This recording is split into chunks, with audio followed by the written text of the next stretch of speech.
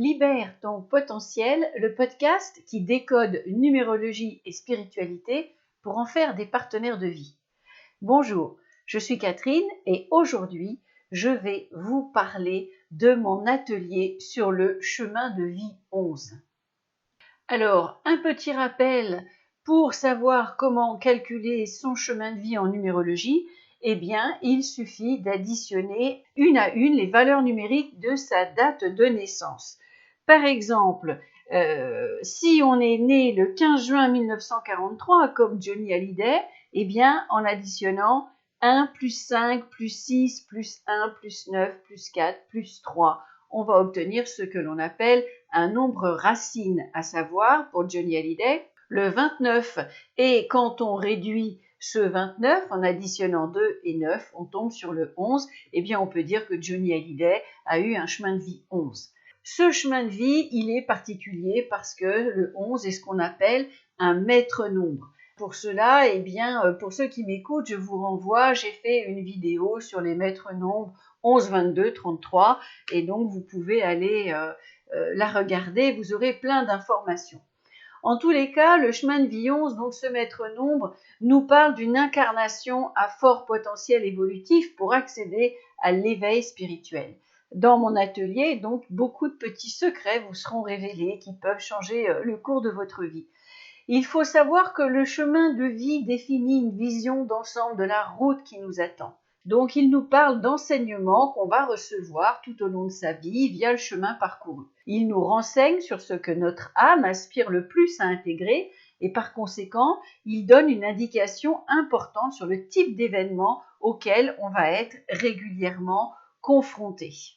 Alors, si toi qui m'écoutes, tu viens sur un chemin de vie 11, eh bien, tu viens pour faire un saut quantique dans ton parcours évolutif.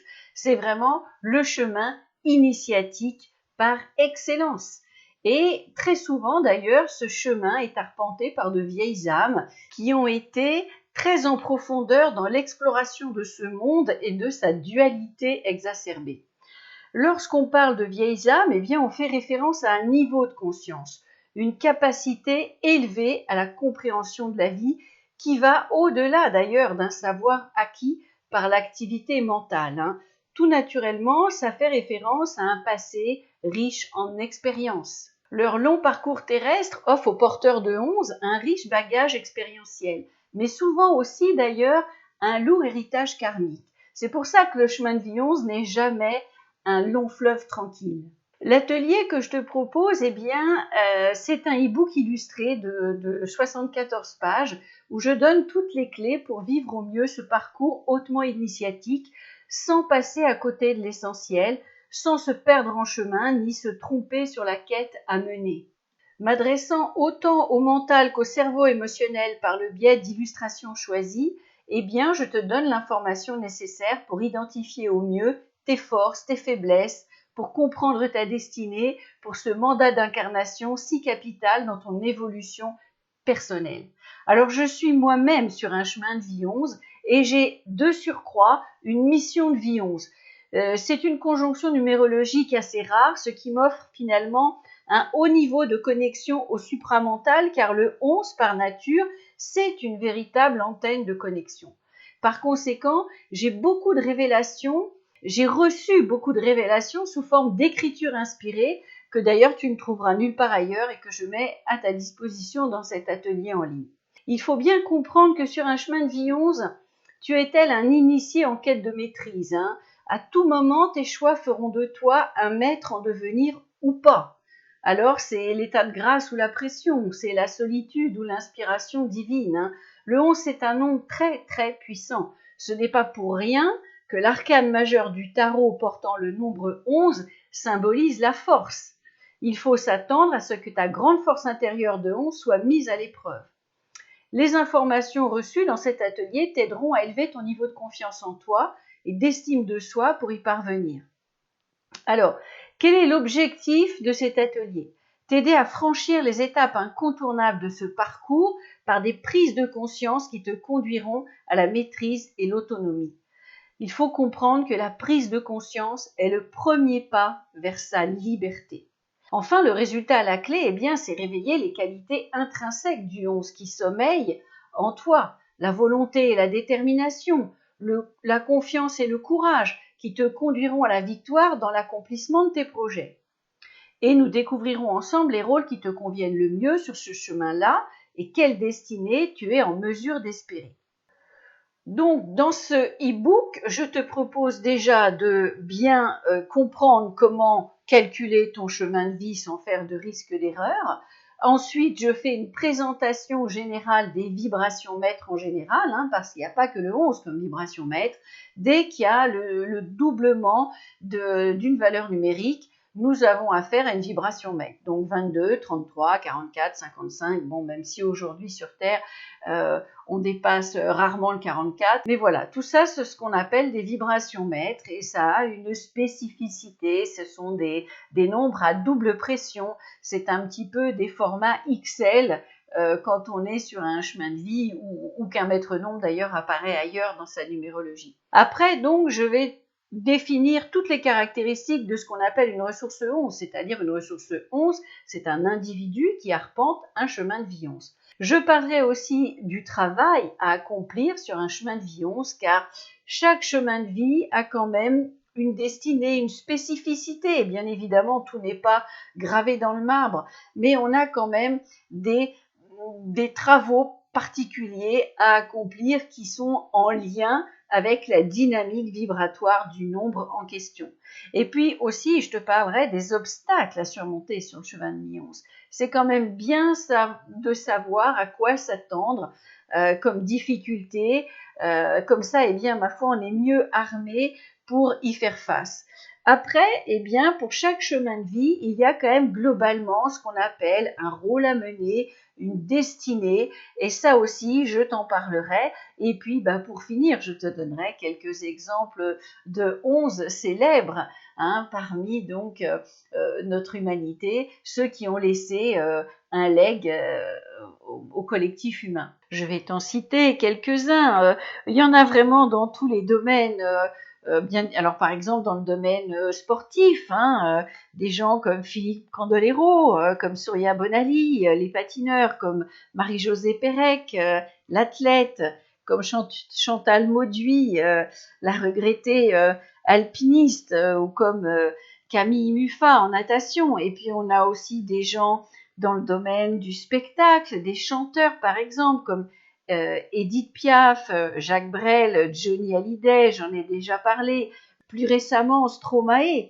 On a on a aussi des acteurs de cinéma comme Emma Watson. Qui d'autres encore pourrais-je te dire? On a des gens dans l'art comme Marc Chagall, comme Elisabeth Vigée-Lebrun, la célèbre peintre.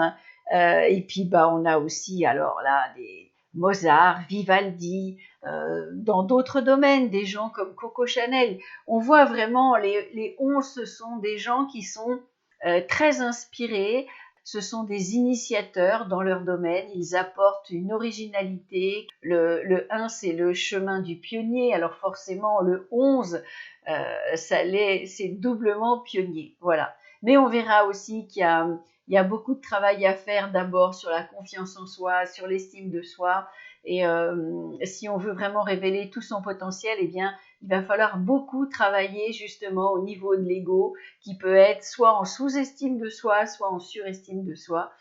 Et je te parlerai aussi bien, du côté obscur de la force qu'il y a chez le 11, comme chez n'importe quelle autre vibration, puisque les nombres sont duels, donc il y a un côté lumière, un côté ombre, et ma foi, chez les maîtres nombres, cette ombre peut être à hauteur de la lumière, c'est-à-dire que voilà, il y a aussi des démons intérieurs, des travers à dépasser. Il y a des 11 malheureusement qui ont vécu un chemin de vie où ils ont mis la force pas au service du bien. Je pourrais citer par exemple le dictateur Benito Mussolini qui lui aussi était un chemin de vie 11. Donc voilà, il faut être conscient à la fois de ses forces et de ses faiblesses pour être dans la maîtrise et dans la souveraineté de son incarnation. Je parlerai aussi de ces cas particuliers de 11 qui sont venus expérimenter exclusivement la vibration du 2, parce que le 11, eh bien, quand on le réduit, ça donne à nouveau le 2, et il y a des 11 qui sont vraiment là exclusivement pour travailler le 2, mais alors vraiment dans une version XL, c'est-à-dire en fait vivre une profonde guérison intérieure, retrouver la paix intérieure, guérir les blessures de son enfant intérieur et aussi vivre une pacification dans ses relations à autrui, à l'extérieur, puisque nos relations à l'extérieur sont le reflet de notre vie intime, de notre psyché intérieure. Il sera donc question de chemin de guérison et puis aussi il sera question de cette puissance créatrice par le biais de la volonté humaine, de cette grande sagesse, mais aussi de cette tendance au jugement. Enfin, on verra tout ça en long, en large et en travers. Et puis pour finir, un petit bonus aussi, eh bien, je donne des extraits de mon livre d'éveil spirituel, Les Tribulations de l'âme sur le chemin de l'éveil, qui sont en parfaite adéquation avec le cheminement de toute ressource 11. Voilà, j'espère que ce podcast t'aura inspiré et que tu auras envie de découvrir ce e-book. N'hésite pas à cliquer sur le lien en dessous de la vidéo pour découvrir un peu plus d'explications si besoin sur mon site web. Voilà, je te dis à très bientôt pour un nouveau podcast. N'hésite pas à partager sur les réseaux sociaux, à liker et à t'abonner bien évidemment à ma chaîne. À la prochaine. Bye.